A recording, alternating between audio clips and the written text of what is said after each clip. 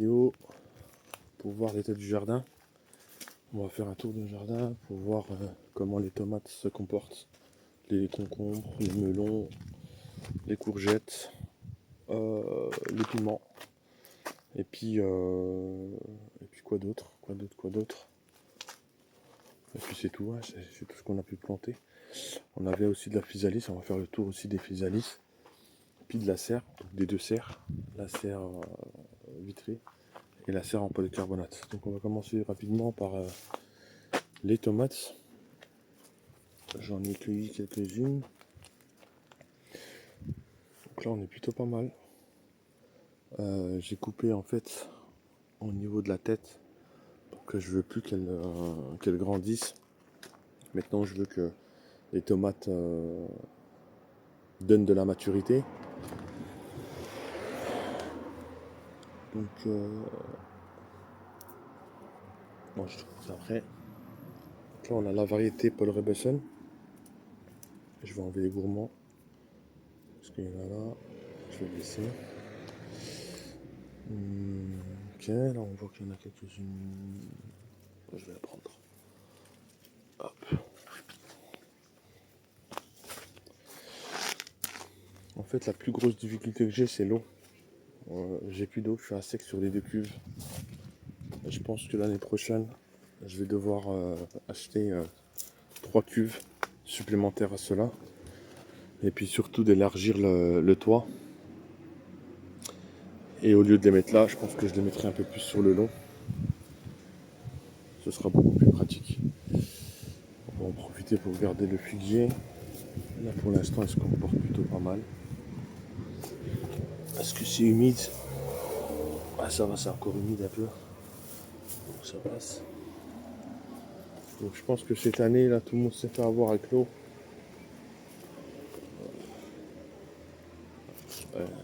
Ils sont au bout quoi.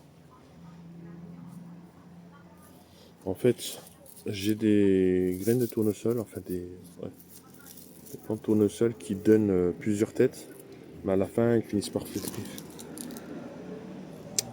Mais bon, on va faire avec ce qu'on peut. Donc on a dit que donc sur cette rangée on avait mis des tomates noires de Crimée. Ici on avait mis de la tomate cerise, on avait mis des plantes consoudes, des œillets d'Inde, du piment.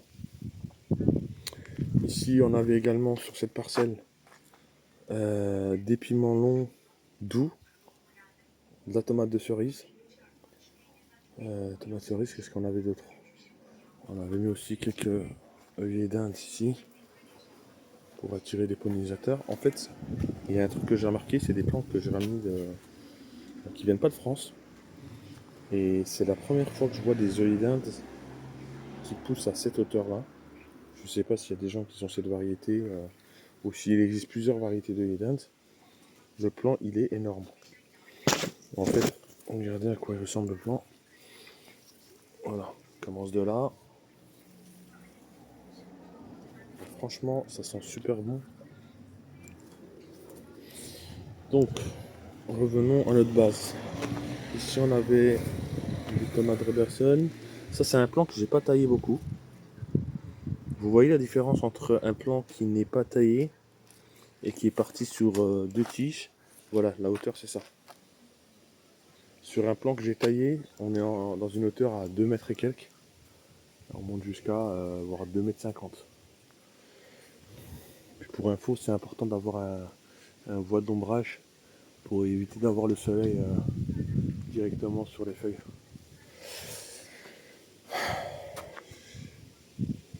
Là ça va, on a un petit bouquet, ça je vais l'enlever parce qu'il va jamais donner. Celui-là, je vais les tailler après.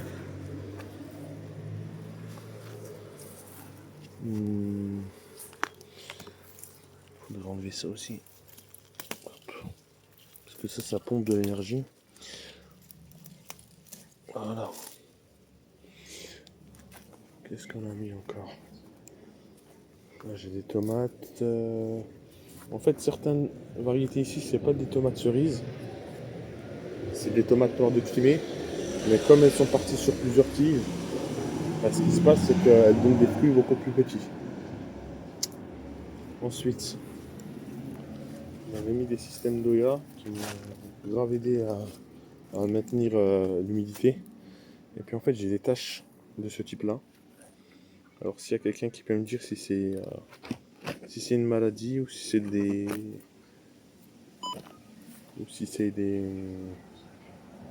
problèmes de champignons, ce sera vraiment intéressant.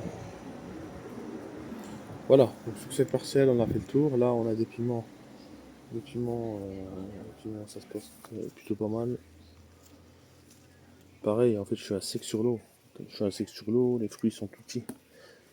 Et comme ils sont tout petits,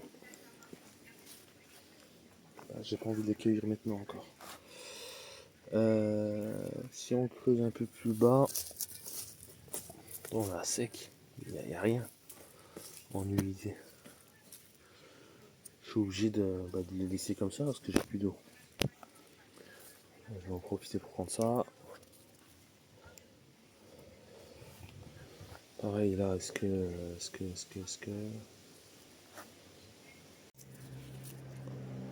là on a un peu de piment, là on a un peu de piment. Encore une fois, il manque de l'eau. Même avec le paillage, bon, on arrive à garder l'humidité, mais faut quand même arroser quoi. Là on avait de la consoude. Faudrait que je les taille. Alors moi ce que je fais, les grandes feuilles de consoude comme ça, je les prends, je les coupe et je les mets au pied des piments ou des tomates. Donc ça fait de l'ombrage directement sur la terre en fait, et deux, avec la biodégradation, ça donne de la potasse. C'est fort en potasse. Et j'avais fait en fait un purin de consoude qui avait super bien marché à base de consoude. Donc ceux qui veulent faire des purins, c'est bien. Par exemple, le purin d'ortie, c'est bien pour l'azote. Ça permet d'avoir un bon feuillage en début de saison. Et après, il faudrait compléter en fait ce purin avec du purin de consoude. Il y a aussi du purin j'en ai là-bas derrière. Du purin j'ai oublié le nom de la plante. De la fougère, voilà. Du purin de fougère, ça marche super bien aussi. Et puis ça permet d'éviter d'acheter des produits qui coûtent une blinde sur internet. Donc voilà. Hop, ça j'ai mis ça. Là j'avais un figuier, ben là, il n'a pas trop donné. Donc on a fait le tour d'ici.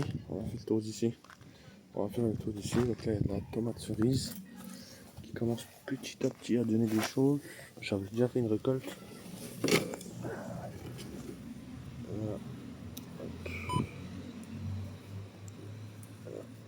Je vais récolter ça.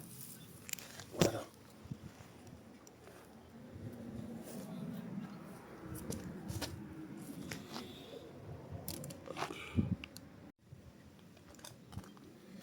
Ensuite, là c'est de la tomate marmande. Là c'est de la tomate marmande qui donne tout doucement. Qu'est-ce qu'on a d'autre? Ici aussi j'ai un pied de consoude. Je la laisse pour faire de l'ombrage. J'ai un peu de piment.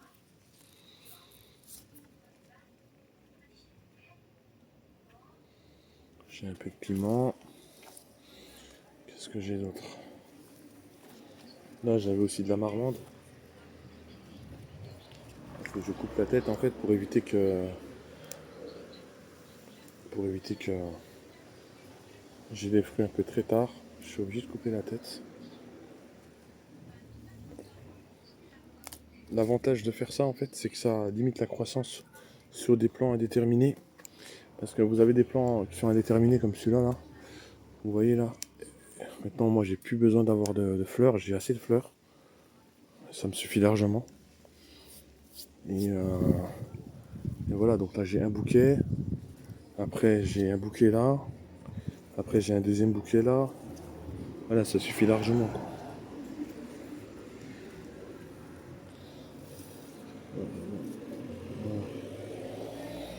Ensuite, les piments. Moi, je commence à avoir des petites fourmis là sur les piments là. Je sais pas s'il y a quelqu'un qui peut me dire c'est quoi exactement. Faudrait que je fasse un traitement peut-être. Je fasse peut-être un traitement. Là, les fraises, là, j'ai arrêté d'arroser. J'ai arrêté complètement d'arroser. Hop, voilà, j'ai une tomate. Qu'est-ce que j'ai encore?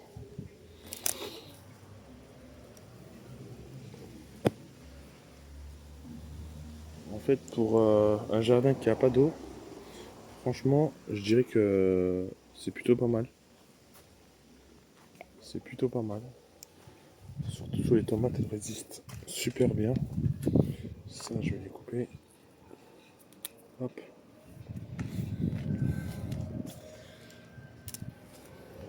Passons à la serre. Juste avant la serre, non, il y a aussi des salades qui sont montées en graines à cause de la chaleur. Donc ça, je vais plus pouvoir les récolter. Là, de toute façon, ça a cramé. Là, j'ai de la betterave. Qu'est-ce que j'ai encore d'autre? Ouais, c'est tout. Là, j'avais des patates, je les ai laissées. J'ai pas le temps d'arroser. Franchement, c'est trop de boulot et je pense que l'année prochaine, je vais faire un système d'Oya, enfin un système d'Oya pour les serres et pour cette parcelle-là, en fait, pour tout le long, je vais faire un système d'irrigation goutte à goutte. C'est plus facile, c'est plus, on va dire, rentable en termes d'arrosage et puis c'est surtout plus ergonomique. Porter 300 litres tous les 3 jours, c'est bon, au bout d'un moment, c'est fatigant. Donc je vais reprendre le panier.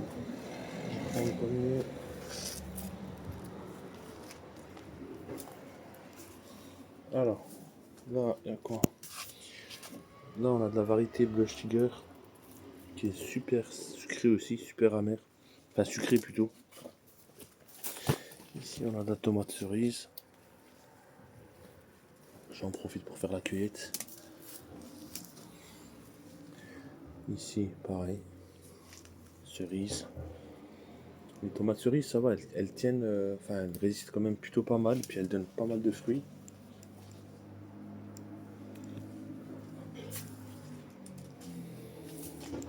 Puis vous voyez dans la serre, en fait, quand on fait un système avec des fils, ça monte jusqu'à 2 mètres, même beaucoup plus. Hein. Là, je vais montrer quelques plans là où on voit que ça dépasse les 3 mètres. Et après, bon, en fait, l'idéal c'est de faire un système de treillis pour les enrouler. Après, ça devient une jungle. Ça, c'est de la tomate noire. Je vais attendre qu'elle mûrisse encore un peu. Ici, j'ai encore de la Blush Tiger que je vais récolter aussi. Là, je vais les récolter. Là, je vais les récolter aussi. Franchement, c'est une super bonne tomate. Rien à dire. Ensuite, je vais essayer de passer de l'autre côté.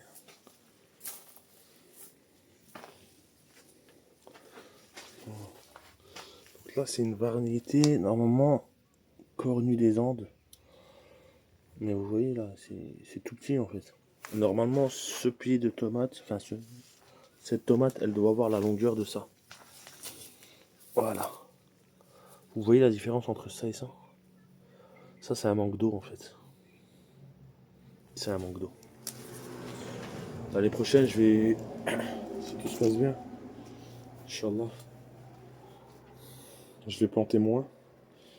Mais je vais m'occuper beaucoup plus. Parce que quand on a plein de plantes, on a du mal à s'en occuper. C'est super fatigant et puis voilà. Donc là, c'est de la tomate rose. Super bonne aussi. Hop.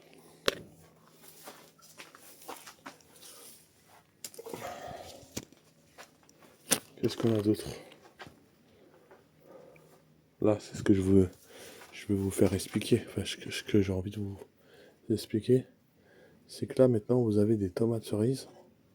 En fait, c'est tellement, en fait, ça prend tellement d'ampleur que voilà. Voilà, on est dans les 3 mètres là. Là, ça c'est une variété que je connais pas. J'avais essayé cette année. On va voir si elle est bonne. Je vais essayer de garder les graines. Voilà, je vais enlever ça. Je vais enlever ça. Je vais enlever ça. Hop, j'enlève ça aussi. On a des super bonnes tomates. Franchement, cette année, là, on a eu une bonne récolte, même s'il n'y avait pas assez d'eau. Là, c'est aussi une belle tomate. Encore un manque d'eau. Et ça, en fait, ça, c'est quand la plante, elle rentre en stress. C'est pas foutu, en fait. Il faut couper cette partie-là. Et puis... Mais c'est des super bonnes tomates aussi.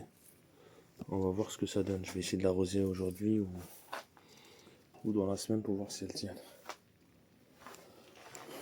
Donc voilà, c'est le tour du potager. Qu'est-ce qu'on a encore? Je suis en train de regarder. On avait une petite courgette, ça va plus donner, ça c'est bon, c'est fini quoi. Je vais l'enlever, même si c'est tout petit.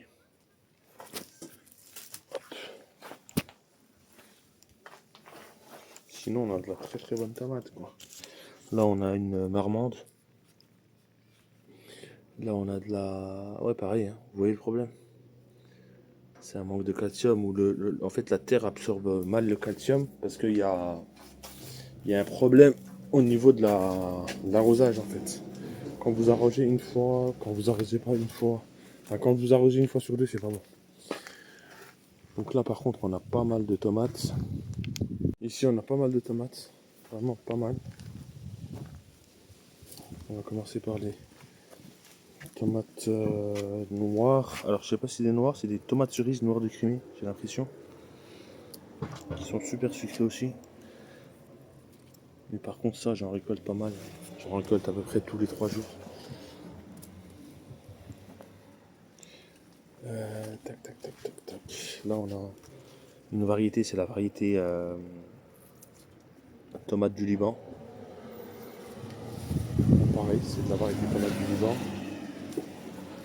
Des piments, ben là, vous voyez la taille, ça fait au moins 1 mètre, mais j'ai pas un fruit. Vraiment pas un fruit.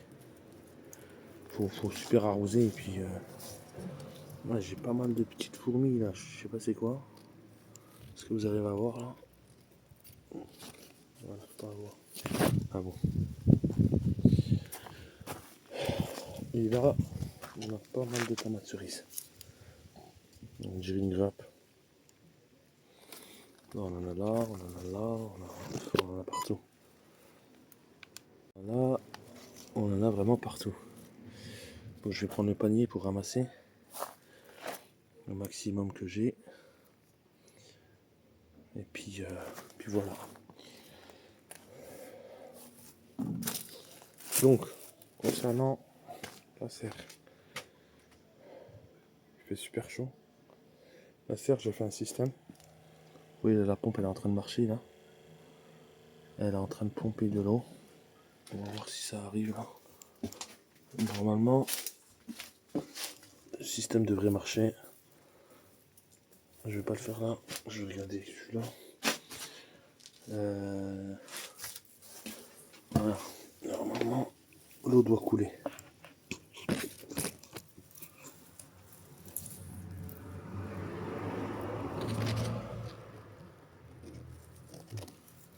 C'est un système qui marche super bien. Mais pareil, en fait, il faut remplir tous les 3 jours ce bidon de 30 litres pour éviter que la pompe elle a... Donc là, on a de la cœur de bœuf. Cette année, j'ai essayé des melons pour voir si ça marche. Ça marche plutôt pas mal. Bon, elle est pas grosse, mais on en a une là, une petite là. On a une là. Là, il y a la tomate cerise. Puis voilà. Donc en fait, idéalement, c'est d'avoir pas beaucoup de plantes, mais au moins des plantes où on peut arroser. Moi, cette année là, j'ai mis plein de plants et puis c'est fatigant d'arroser tout. En fait, on divise la force. Donc, vaut mieux avoir 20 plants de tomates qui sont arrosés dans les bons moments et dans les bons moments et dans les bonnes quantités que d'avoir 50 ou 60 plants de tomates que vous arrosez pas. Vous perdez trop d'énergie et finalement ça revient beaucoup plus pire que si vous aurez planté moins de tomates. Donc voilà, ça c'est le tour du potager et la récolte qu'on a pu faire pour aujourd'hui. C'est pas énorme, mais les concombres, de toute façon je vais pas faire trop le tour parce que c'est une catastrophe. Il y a les courgettes qui donnent plutôt pas mal. Mais voilà, les concombres, vous voyez, là il y a plein de fleurs. Mais ça donne rien parce qu'il y a un manque d'eau quoi. Là, quand on creuse le sol là, c'est sec quoi. Voilà, donc on se retrouverait pour une prochaine vidéo pour voir comment le jardin avance. Et puis je souhaite un bon courage à tous qui ont un potager et qui essaient de s'en sortir avec les moyens du bord. Voilà.